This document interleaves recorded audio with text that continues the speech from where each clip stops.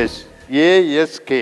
A stands for attitude, S stands for skills, K stands for knowledge.